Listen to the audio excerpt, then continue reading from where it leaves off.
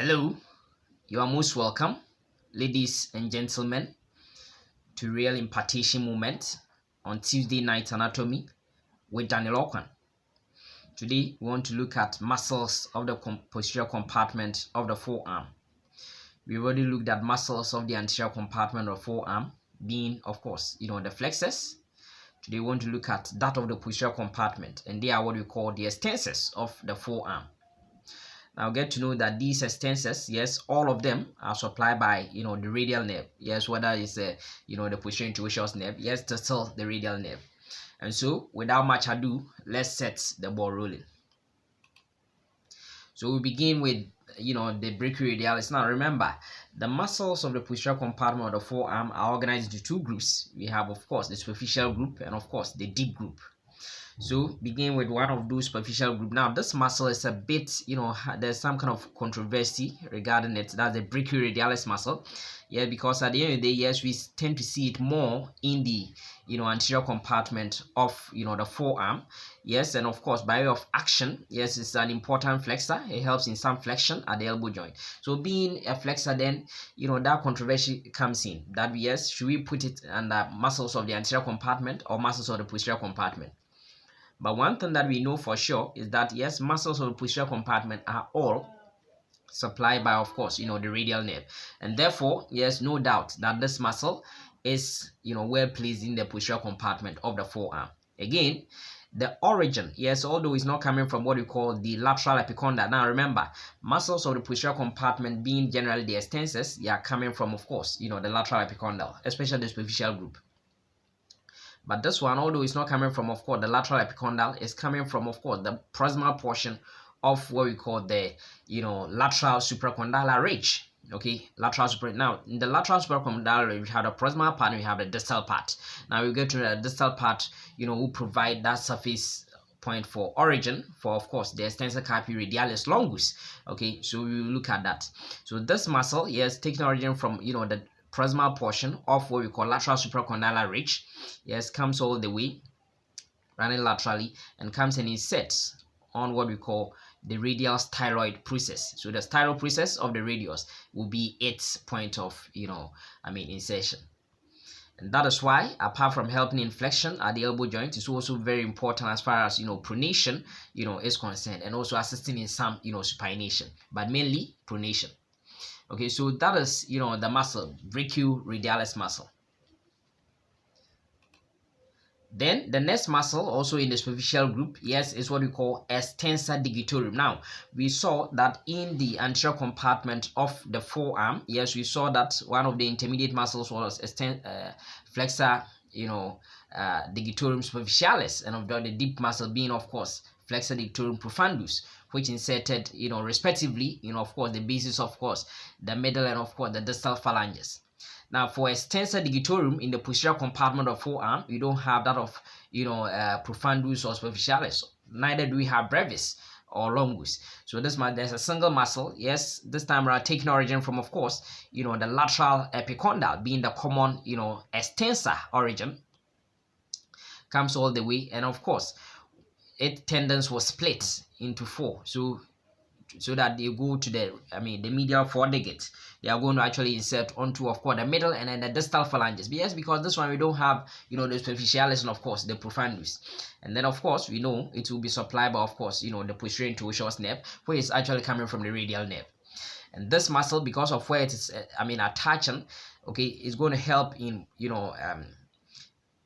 extension of what we call the digits at both the medial foredigit at both the proximal and distal interphalangeal joint. So that is what this extensor digitorum is going to do.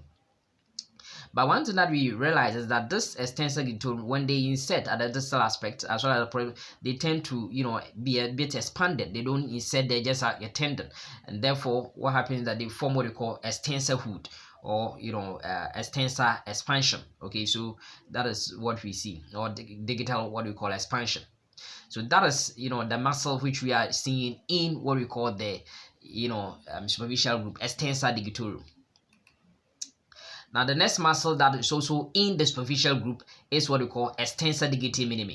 So, apart from, yes, the Extensor Digitorum giving us these 4 tendons to go and insert on these medial 4 digits, yes, we also have an additional tendon, okay, for extension of the thumb. So, you can, the little finger, actually, the pinky.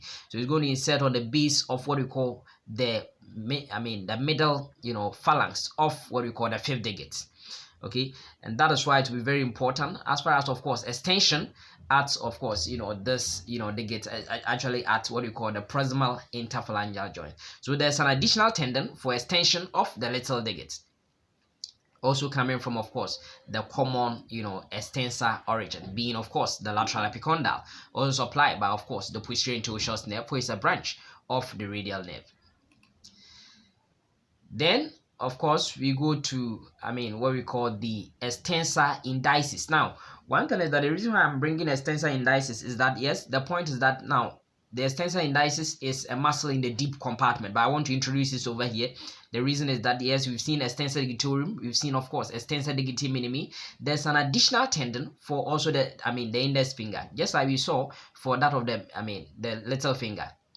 So that additional tendon is actually a deep muscle. So because it's deep, that is why it's originating from a bit distal, point. Okay, the principle is that the more you are deep, the more you are going to originate from a bit distal position. So it's originating from, of course, the posterior surface of the distal 1/3 of the ulna. Okay, so you can see there's the ulna, there's the radius. And then, of course, yes, as well as, of course, the adjoining interosseous membrane over here at this distal aspect. And then coming all the way to insert, of course, onto the base of, the middle phalanx of course, the 2nd digit. Okay, so that is what you're going to see. So it's also an additional tendon for, of course, extension of the the index finger, also applied by, of course, the posterior interosseous nerve. So we've seen all these ones. Now, the next muscle that we find on our list, there are actually 2 muscles. Now, we saw that in the anterior compartment of what we call the forearm, there was, of course, flexor carpi radialis. But in the posterior compartment of course, the forearm, yes, I told you that there will be what you call, on the radius, lateral aspect, you have what you call lateral supracondylar ridge. Now, I said that the proximal portion will give origin for the brachioradialis muscle. Now, the distal aspect, the distal portion of it will give attachment to what we call, Extensor carpi radialis longus. Extensor carpi radialis longus. This time around, we don't just have Extensor carpi radialis, but we have Extensor carpi radialis longus. Okay, taking origin from, of course, the distal aspect of the lateral supracondylar ridge. And then taking origin actually from the common extensor origin by way of course, the lateral epicondyle is what we call Extensor carpi radialis brevis. Now, both of them are moving downwards inferiorly. Yes, the name is carpi, but it's not going to insert on a carpal bone, but they are going to, of course, the basis of the 2nd and, of course, the 3rd, metacarpals respectively. So while Extensor carpi radialis longus is going to, of course, the base of the 2nd digit, that of Extensor carpi radialis brevis is going to the base of the 3rd digit. But we saw in the anterior compartment of the forearm that, yes, there was flexor carpi radialis, and that one inserted onto the basis of course, the 2nd and then the 3rd digit. Actually, at the ventral aspect of these, the hairs of the 2nd and 3rd metacarpals. But this Extensor carpi radialis longus and brevis are inserting at the dorsal aspect, okay, posterior aspect of the base of course, the 2nd and 3rd metacarpals respectively. And that is why, yes, although we know that upon contraction of this muscle, which is Extensor carpi radialis longus and brevis, they will help in, of course, palmar flexion. Okay, and of course we know that the antagonistic muscle, which will be in the anterior compartment, will be flexor carpi radialis, will help in palmar flexion, and of course Extensor carpi radialis longus and brevis will help in, of course, dorsiflexion. But in that same way, because they are inserting on the same bones, whereas one is inserting at dorsal aspect, the flexor, and then the extensors are inserting at the posterior dorsal aspect, and that is why they also work in synergy to help in, of course, radial deviation at the wrist joint. So get to know that Extensor carpi radialis longus and brevis are antagonistic, okay, to, of course, flexor carpi radialis with respect to, of course, palmar flexion or, of course, dorsiflexion. Meanwhile, because they are inserting onto the basis of course, the second and third, metacarpals, either dorsally or ventrally, then they will also help in something we call, radial deviation at the wrist joint. So that is, these muscles that we find. Yes, so the next one that we are going to see is now. So we've seen, extensor, carpi, radialis longus, and brevis. Then of course we're also going to see that in the anterior compartment of the forearm there was actually flexor carpi ulnaris. So similarly, yes, we're also going to have what we call extensor carpi ulnar. This time around we don't have longus and brevis. So this one is extensor carpi, taking origin from, of course, the common extensor origin being, of course, the lateral epicondyle of the humerus. Yes, and of course comes down. But this time around, it's going to insert onto what we call the base of the fifth metacarpal. Yes, although the name is called carpi, it has nothing to do with any of the carpal bone. Actually, the dorsal aspect of the base of the fifth metacarpal. And while this extensor carpi ulnaris will help in, of course, dorsiflexion, the opposite, the antagonistic, which we find in the anterior compartment of the forearm, being the flexor carpi ulnaris, will help in, of course, palmar flexion. But of course, because of where they are both inserting, either dorsally or ventrally, of the base of the fifth metacarpal, then they also help to work in synergy by way of course, ulnar deviation. And that ulnar deviation is what we are calling, adduction of the wrist. So it will help in, of course, that kind of ulnar deviation of the wrist. So that I want to more or less like bring the wrist closer to the middle of the body. Okay, so that is what we see over here. Now the deepest muscle, so we now go to the deep muscles. Now we want to do deep muscles, which is actually the deepest, is actually the supinator muscle. Now supinator muscle, okay, where is this one? And that's the one where, of course, the posterior branch of the radial nerve, after crossing it, becomes, of course, the posterior interosseous nerve. So it means that, yes, supinator muscle is also supplied by, of course, the posterior interosseous, nerve. And that one is originating from, of course, the common extensor origin, no problem, as well as, of course, the posterior aspect of the, the proximal aspect of what we call the ulna. There's a crest over there, which known as the supinator crest. Okay, and then comes all the way to insert. So you can see going laterally, okay, to the radial bone, so that it inserts on what we call the posterior, lateral aspect of the radius. Okay, so that is what we find, and that is why this muscle, yeah, the name tells you its action. Supinator helps in supination. Okay, helps in supination. Saying that what happens is that the ventral aspect of your palm faces upwards. Okay, so that is what we see. So that is the supinator, muscle, supinator muscle. Then we go to the next. Now the next deep muscle, yes, is going to work on the thumb. Okay, so anytime you hear the word pollicis has to do with the thumb. Now the name is abductor pollicis longus. Abductor pollicis longus. Now it's a deep muscle, therefore it means that it's not going to originate from, of course, the medial epicondyle, but it's coming a bit downwards, and that is why it will be originating from, of course, the posterior surface of what we call the radius and ulna, together with, of course, their adjoining interosseous membrane. So that muscle over here, that is abductor pollicis longus. But at the end of the day, it's going to insert on what we call the base of what we call the first metacarpal. I told you that the base of the second and third, yes, will be the insertion point for, of course, extensor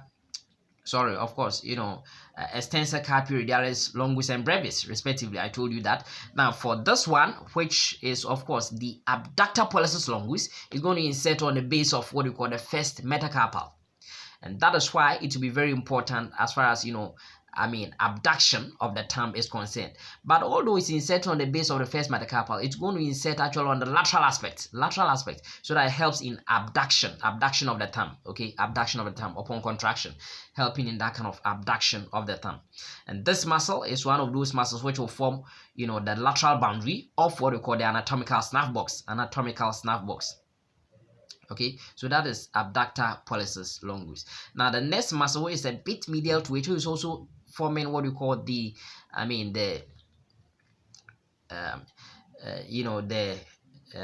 lateral boundary of the anatomical snuff box, is what we call extensor Pollicis brevis. It's called Extensor Pollicis brevis. Okay, so that extensor, so that one lies a bit medial to, of course, abductor pollicis longus. That is Extensor Pollicis, brevis. And that one, yes, it's also going to originate from a bit lower level. But this one there will be a longer form. That longer form will be coming from somewhere from the, ulnar bone. Now, coming from the radial bone, because the radius is more closer to the, of course, the thumb, that one is the shorter muscle. And at the end of the day, yes, so you can see that. So originating from, of course, the lower aspect, of what we call the radius, posterior aspect of the shaft of the radius, okay? And then, of course, together with the adjoining interosseous membrane between, of course, the radius and ulna, coming laterally, yes, to actually insert on what we call the proximal phalanx, the base of what we call the proximal phalanx of the thumb. The proximal phalanx of the thumb, actually on the dorsal surface, okay, dorsal surface. And of course, yes, it is also supplied by, of course, the posterior interosseous nerve. Yes, no problem. But one thing is that, yes, because of where it is inserting, the name tells you what it's going to do. It helps in what we call extension of, the thumb, extension of the thumb, okay, extension of the thumb at the metacarpophalangeal joint. Yes, of course, even, yes, so that is what, is going to do. Yes, and it will also help in some kind of radial deviation of the thumb, because of where it's inserted. It can help in that kind of radial deviation of the thumb. And that is what we call, this kind of abduction that we are talking about, abduction. Okay, so that is the shorter muscle, which lies a bit medial, although it is also one of the muscles forming, of course, the lateral boundaries of the anatomical nerve box. Yes, that is Extensor Pollicis, brevis. But we saw abductor Pollicis, longus, lying a bit lateral to it. So showing you schematically, the longer muscle of, Extensor Pollicis brevis is Extensor Pollicis longus. And I told you that because it's a longer muscle, it will be taking origin from a bit, so that will not be close to the thumb. So it's taking origin from, of course, the lower aspect of what we call the middle aspect of the shaft of, the ulna posteriorly, yes, together with, of course, the interosseous membrane which adjoins them. Then what we are saying is that taking origin over here is what we call Extensor Pollicis longus. And that one is also coming towards, of course, the thumb. Now, the name is Extensor Pollicis longus. That's EPL. Now, EPL, yes, is coming all the way to insert onto the base of, this time around, the distal phalanx of the thumb. Okay, the base of the distal phalanx of the thumb. And that muscle is also forming what we call, the medial boundary of the anatomical nerve box. Okay, now, in the dorsal aspect of the, posterior aspect of the radius, there's a tubercle over there, and that's what we call dorsal tubercle. So this muscle, yes, when it comes this way, it turns all the way and comes and insert over here. And so this dorsal tubercle of Leicester is serving as what we call the anatomical pulley of Extensor Pollicis longus, so that we can help transmit the mechanical force, yes, towards the thumb to help in that kind of extension of the thumb. So there we are. That is what we call the Extensor Pollicis longus. So, okay, we saw the brevis from, of course, there's the, the radius. So brevis goes to, the proximal phalanx of the thumb, but going to the distal phalanx, but taking origin from, of course, the ulna, yes, comes all the way to insert over there. And we said that, yes, at the posterior aspect, there's a tubercle over there on the radius, distal aspect of the radius, known as dorsal tubercle of Leicester. So this one turns around it to insert, on, to go and then insert onto what we call the base of the distal phalanx of the thumb. Okay, so it's going to help in, of course, extension of the thumb. Also supplied by, of course, the posterior interosseous nerve, as we've seen. So I said that this area, that region between, of course, Extensor, Pollicis longus, EPL, and Extensor Pollicis brevis and abductor Pollicis, longus, that area, triangular area, is what we call Extensor, anatomical nerve box. Now you see that there will be two tendons in here, and I'll show you that. So that is the dorsal tubercle of Leicester. Please get to know that. Now, so we've seen, yes, these muscles already, yes. So we've seen that in the deep group, we've seen that of, Extensor Indices. Now remember, the tendon of Extensor Indices lies, medial to the tendon of, the tendon actually coming from, Extensor Digitorum. We know that the tendon of Extensor Digitorum was spread into 4 tendons to insert onto the medial forelegate. But an additional tendon, which is going to insert on the, index finger, which is a deep muscle, is, of course, Extensor Indices. Extensor Indices. Okay, so we've seen it. Yes, this one is what we call abductor pollicis longus, very lateral, inserted on the base of course the first metacarpal. Then of course that a bit medial to it, although it's also forming the lateral boundary just like abductor pollicis longus, is what we call Extensor Pollicis Brevis, the short form, taking origin from the radius, lower aspect of the radius, together with the interosseous membrane, and goes and insert onto the base of what we call the the middle phalanx of the thumb.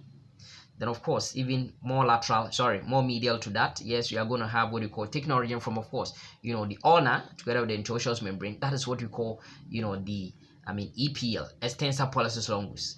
And what happens is that yes, it has to turn around what we call the dorsal tubercle of Lister, around of course the posterior aspect of the radius, and it comes and insert onto of course the base of the distal phalanx, okay, of the thumb.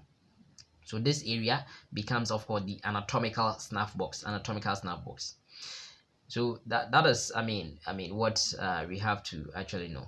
So I will show you some other things, but one thing that you see two tendons which will be content of this anatomical snuff box. So you can see one tendon over here, there's one tendon over here.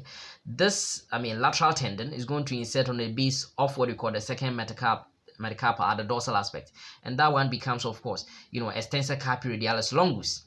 And then the other one which goes and inserts onto the base of what we call the third metacarpal is of course Extensor Capping Brevis. So please let's actually appreciate these ones. So of course, yes, we've seen these muscles. Now to sum it up with some real-time pictures. Now one thing that you have to know is that yes, we've seen this, that is Extensor Digitorum. Okay, so we said that Extensor Digitorum will be given off 4 tendons. Okay, now look at this. Now this area looks like more like the snuff box. This is the lateral aspect, and therefore this is the medial aspect. Okay, so that is what we see. So these are the tendons splitting into 4. One going to the index finger, yes, one going to the middle, then of course this to the little finger, and of course this going to of course the ring finger. So these are the tendons of course Extensor Digitorum muscle. We said that there's no brevis and what do you call profundus. Then we said that there's an additional tendon to of course the thumb. Okay, there's an additional tendon to the thumb, and that additional tendon lies medial. So this tendon over here that you see going to the index finger is actually coming from Extensor Digitorum muscle, but lying medial to it is what we call the tendon for Extensor Indices, that lies deep to this tendon. Then we also say that there's an additional tendon for the index finger, for the little finger in the superficial group, and that one is of course that one also lies medial to of course the normal tendon of Extensor Indices, and that is what we call Extensor Digitorum Minima, going to of course the index finger, little finger. Then apart from that, I also told you that yes, we are going to have in the anatomical snuff box over here, that triangular shaped region over here, we are going to see some muscles.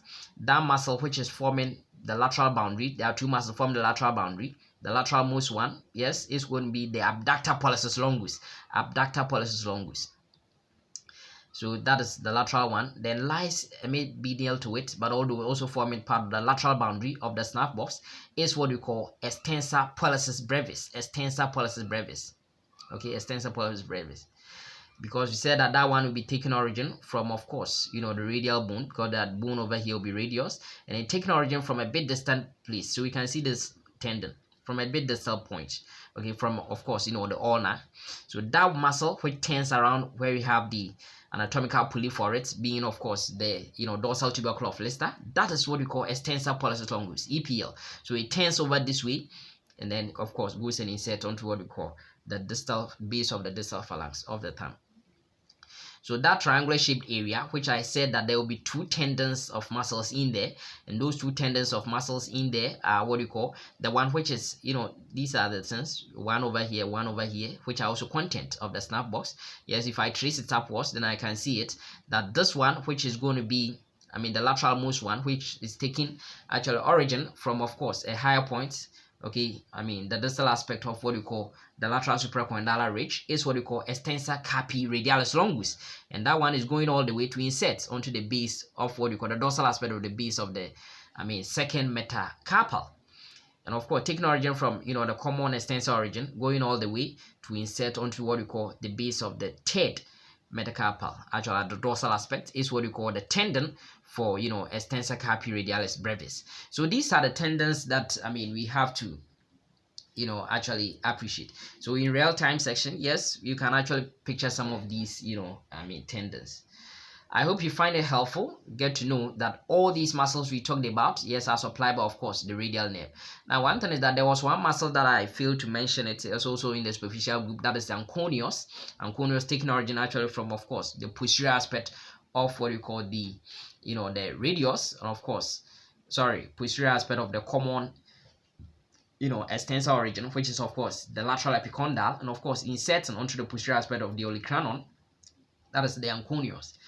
But I talked about the anconeus when we looked at the posterior compartment of the arm because of its function helping in, of course, extension, at the elbow joint. Yes, so some books also want to consider it in that regard. But it is a muscle of the posterior compartment of the forearm. The reason is that, of course, it is origination from the common extensor origin. Ladies and gentlemen, I hope you find it helpful. I'm very grateful for your time this evening. Have a good night and may God richly bless you.